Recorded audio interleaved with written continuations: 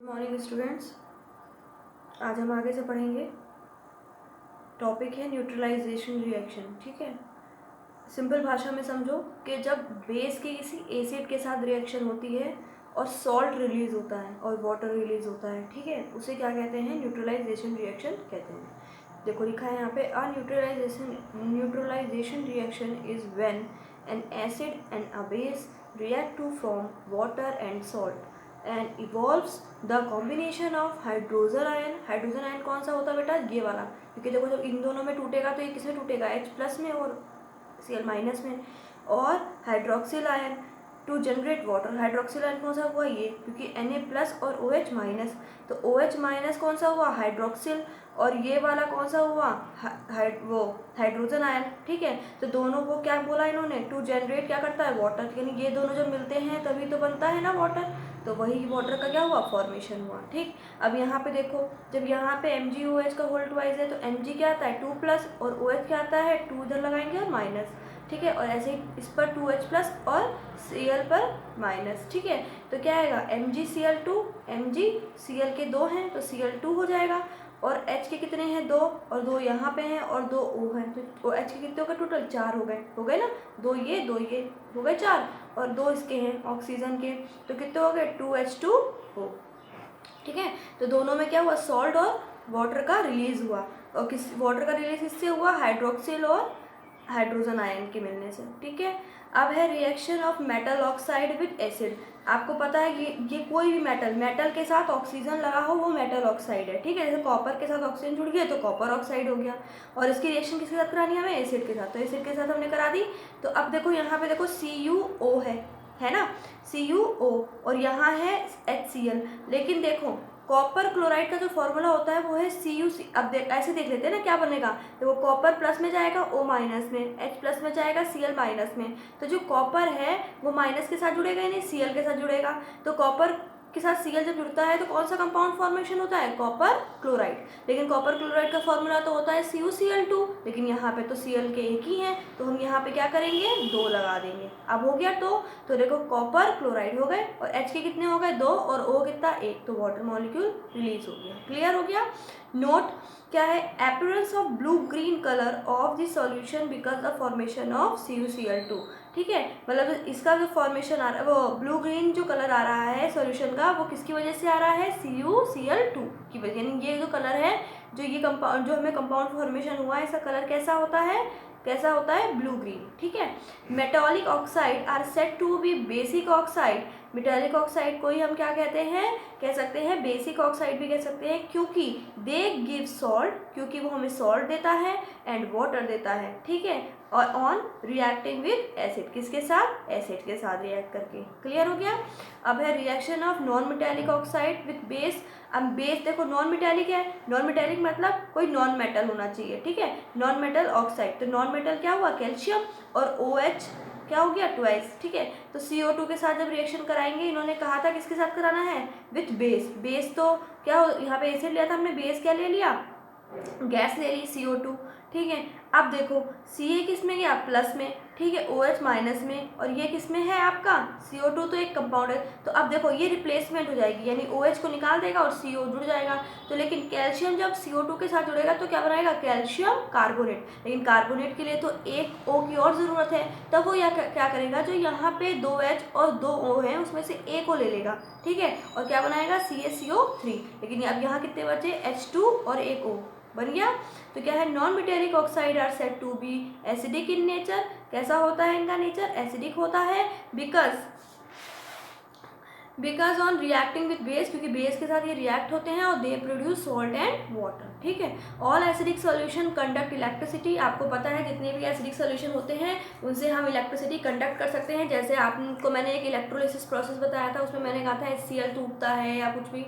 ठीक है, तो H प्लस इलेक्ट्रोड की साइड जाता है। ठीक है, तो इलेक्ट्रिसिटी हम बना सकते हैं। ठीक है, उसके बाद क्या है? Glowing of bulb. बल्ब का ग्लो करना, इंडिकेट दैट, वो इंडिकेट कर रहा है बेटा there is a flow of electric current. आपको पता है इलेक्ट्रिक करंट के द्वारा थ्रू द सॉल्यूशन। ठीक है, एसिडिक और बेस इन वाटर सॉल्यूशन। अब हमें एसिड की और बेस की वाटर मतलब वाटर सॉल्यूशन बना मतलब के साथ रिएक्शन करानी है। तो देखो एसिड मैंने आपको क्या बताया था, जहाँ क्या होता है H प्लस आयन, और बेस क्या होता है जहाँ पे OH माइनस आयन, ये तो बताया था ना आपको। तो acid produce H plus ion in the presence of water, यानी वाटर जो है, वाटर में H प्लस आयन प्रेजेंट होते हैं। आपको पता है जो वाटर मॉलिक्यूल है वो किस में टूटता है, H प्लस में और OH माइनस में, ठीक है। तो क्या है, HCl की H2O के साथ कराएंगे रिएक्शन, यानी एक एसिड की वाटर के साथ जब रिएक्शन कराएंगे तो क्या बनेगा, हाइड्रोनियम आयन। हाइड्रोनियम आयन का मतलब है बेटा ये प्लस का ये माइनस, ये प्लस ये माइनस, तो ये वाला जो H है, ठीक है। पहली बात तो ये जान लो, बस इसमें कुछ भी नहीं करना है, इसमें सिर्फ ये H प्लस और माइनस ही तो मैंने आपको इंडिकेट किया है, लेकिन हाइड्रोनियम आयन बनाना है, यानी वो अनकम्प्लीट है, अनकम्प्लीट बन रहा है ना, क्योंकि आयन है इस पर। तो बस ये तो ध्यान रखो कि जो एक H है वो इस H के साथ जुड़ जाएगा बस, ठीक है। तो क्या होगा, H3O हो जाएंगे, और प्लस का, और Cl क्या हो जाएगा, माइनस माइनस, यानी आयन में टूट जाएगा, ठीक है। कंपाउंड का फॉर्मेशन नहीं हुआ बेटा, आयन्स में तोड़ा है हमने, ठीक है। तो हाइड्रोनियम आयन बनाना था, तो हाइड्रोनियम का फॉर्मूला क्या होता है, H3O+। तो H3O+ करने के लिए हमें यहाँ पे क्या करेंगे, एक H और जोड़ देंगे, ठीक है, और Cl अलग निकल गया। H plus ion can not exist alone, ये अलोन नहीं एग्जिस्ट करता, इट एग्जिस्ट H प्लस और ON, जब भी करेगा या तो H प्लस में रहेगा या H3O+ हाइड्रोनियम आयन एग्जिस्ट करता है। देखो H प्लस है H2O के साथ, तो क्या बना देगा, हाइड्रोनियम आयन, ठीक है। फिर बेस प्रोवाइड, बेस मैंने आपको बताया था क्या होता है, OH माइनस। तो क्या है बेस में बेटा, बेस सारे जिसमें OH ग्रुप लगे होंगे, ठीक है, वाटर के साथ जब रिएक्शन कराएंगे तो इसमें Na+OH माइनस, K+OH माइनस, और Mg का Mg2+ और 2OH माइनस, ठीक है। एल्कलाइज क्या होता है, all bases do not dissolve in water, जितने भी बेस होते हैं वो वाटर में डिजॉल्व नहीं होते। An alkali is a base that dissolve in water, जो एल्कलाई होते हैं, मतलब कोई ना कोई एल्कलाई होते हैं, वो जो क्या होते हैं वो डिजॉल्व होते हैं वाटर में, ठीक है। मतलब सारे बेसिस तो नहीं होते, जितने भी बेसिस मैंने बोला वो तो नहीं होते हैं वाटर में, ठीक है, लेकिन एन एल्कलाई, कुछ एल्कलाइज होते हैं वो बेसिस में क्या होते हैं, डिजॉल्व हो जाते हैं वाटर में, ठीक है। कॉमन एल्कलाइन कौन कौन से हैं, जैसे NaOH, KOH, ये सारे, ठीक है। नोट क्या है, ऑल एल्कलाई आर बेसिस, सारे एल्कलाई बेसिस तो होते हैं, लेकिन जितने भी बेस हैं वो एल्कलाई नहीं होते, ठीक है, ध्यान रखना, ये इंपॉर्टेंट लाइन है, ठीक है। प्रिकॉशंस क्या बेटा, precautions must be taken while the mixing acid और a base in water with water. इन्होंने कहा कि जब हम, जैसे हम लैब में क्या करते हैं, एसिड और बेस में जब पानी मिलाते हैं उसे डाइल्यूट करने के लिए, मिक्स करते हैं, तो the acid must always be added to water. तो एसिड को क्या करते हैं, हमेशा ही हम ऐड करते हैं वाटर में, विदाउट कॉन्स्टेंट, मतलब कोई भी कांस्टेंट स्टीयरिंग की, मतलब कितनी वैल्यू डालनी है विदाउट उसके, as the highly exothermic reaction, तब जब हीट निकलती है ना, बहुत ज़्यादा निकलती है, ठीक है। फिर है व्हेन एन एसिड और base is mixed with water, जब एसिड और बेस को हम मिक्स करते हैं वाटर के साथ, दे बिकम डाइल्यूटेड, तो वो क्या होते हैं, डाइल्यूट हो जाते हैं, जो मैंने अभी आपको बताया, जैसे डाइल्यूटेड एसिड हो जाएंगे, डाइल्यूटेड बेस हो जाएंगे, इनमें पानी मिला हुआ होगा, ठीक है। This result is a decrease, तो रिजल्ट क्या आएगा उसका, डिक्रीज हो जाएगा इन द कंसंट्रेशन, उसका कंसंट्रेशन ऑफ हाइड्रोनियम आयन, ठीक है, और OH minus per unit volume in acid और बेस रिस्पेक्टिवली, एसिड और बेस के कंपैरिजन में, ठीक है। एसिड और स्ट्रेंथ ऑफ एन एसिड और बेस, स्ट्रेंथ क्या होती है बेटा, एसिड और बेस की स्ट्रेंथ ऑफ एसिड और base depend on the number of H plus ion. Acid की तो H प्लस आयन के ऊपर स्ट्रेंथ डिपेंड होगी, क्योंकि भाई एसिड तो H प्लस से ही बनते हैं, और OH की जो स्ट्रेंथ है वो बेस की जो स्ट्रेंथ है वो OH माइनस से होगी, मतलब जितने आपके H प्लस बढ़ेंगे तो उसकी स्ट्रेंथ उतनी ज़्यादा, जितनी OH बढ़ेंगे उतने ज़्यादा उसका बेस की स्ट्रेंथ हो जाएगी, क्लियर। अब है नेक्स्ट बेटा इधर, with the help of the universal indicator, जो यूनिवर्सल इंडिकेटर होता है, we can find the strength of acid और बेस, हम उसको फाइंड करने के लिए यूनिवर्सल इंडिकेटर का हेल्प लेते हैं, जिससे हमें पता चलता है कि एसिड बेस का जो स्ट्रेंथ है वो कितना है, निकाल सकते हैं जिससे हम, ठीक है।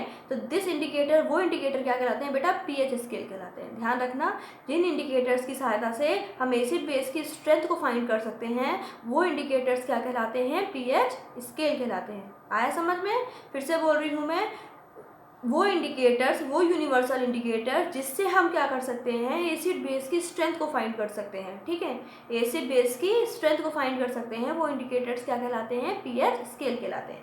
pH को क्या कहते हैं, पोटेंस, ठीक है। In German mean power, power मतलब होता है इसका जर्मन में, ठीक है। दिस स्केल जर्मन में तो इसे वो कहते हैं, उसका मतलब पावर होता है, आगे बस समझ में। दिस स्केल मेजर, इस स्केल में जो मेजर करते हैं, फ्रॉम 0 जो होता है बहुत एसिडिक होता है, 14 वेरी अल्कलाइन और 7 न्यूट्रल इन वाटर। देखो ऐसे जैसे ये है, ठीक है, तो ये एक स्केल बना होता है, क्लियर। स्केल तो आप लोगों ने देखा ही है ना अपने पास, तो बीच में जो हो गए बेटा 0, ठीक है, और इधर जो चला, ठीक है, तो मतलब ऐसा होता है कि ज़ीरो और जो मतलब आपका जो बीच में जो न्यूट्रल हो गया, ठीक है, आ रही है समझ में। तो या फिर ऐसे समझ लो 0 1 2 3 4 5 6 7 8 9 10 11 12 13 14 ऐसे हो गया। तो ये देखो इन्होंने क्या बोला, देखो बीच में 40, ये देखो इधर 0 से लेकर 14 के बीच में, बीच का क्या है 7 है, तो 7 तो हो गया बेटा न्यूट्रल। कैसा हो गया? न्यूट्रल। ठीक है, तो न्यूट्रल में क्या होता है? वाटर न्यूट्रल होता है। ठीक है, उसके बाद जितना इधर के टेम्परेचर है यानी 6 से लेके 0 के बीच में जिसका पीएच स्केल आएगा वो तो क्या होगा आपका एसिडिक, ध्यान रखना। ठीक है, और जिनका 8 से लेकर 14 जाएगा, 8 से लेकर 14 जाएगा वो क्या होंगे? एल्कलाइन यानी बेस। ठीक है, एसिडिक होंगे और ये क्या होंगे? बेसिक होंगे। ध्यान रखना। ठीक है, ये पहचानने का है। आपका पीएच स्केल जैसे दही की दे देंगे इतनी, मान लो अगर कहते हैं कि आपके पास जो दही है, दही की पीएच स्केल आपके पास है 6.5 समथिंग, तो आप क्या बताओगे कितना एसिडिक नेचर होता है। ठीक है, नींबू की कहते हैं आपके पास 3.4 है, तो क्या होगा? तो आपको पता है 3.4 किधर की एरिया की साइड है? इधर की साइड, तो वो कौन सा एसिडिक होगा। ठीक है, अगर कहते हैं कि सोप है आपके पास, सोप का जो पीएच स्केल है वो है 12.3, तो आप क्या करोगे? क्या बताओगे? बेसिक है। ठीक है, तो इस तरीके से आपको स्केल्स दिए जाएंगे, तो आपको ये पहचानना है टेम्परेचर के अकॉर्डिंग, मतलब वैल्यू के अकॉर्डिंग पीएच स्केल की, कि जिससे वो एसिडिक नेचर में है या बेसिक नेचर में है। होगी बात समझ में? आगे सबको? ठीक है, अब इसके बाद हम नेक्स्ट अपने क्लास में मिलेंगे। ठीक है, नेक्स्ट टर्न पर मिलेंगे। तब तक इतना पढ़िए और ध्यान से पढ़िए बेटा, चैप्टर बहुत इंटरेस्टिंग है, मज़ा आ रहा है इस चैप्टर को पढ़ने में। ठीक है, वैसे तो सारे चैप्टर अच्छी हैं आपकी क्लास में इस टाइम, केमिस्ट्री में बढ़िया ही है।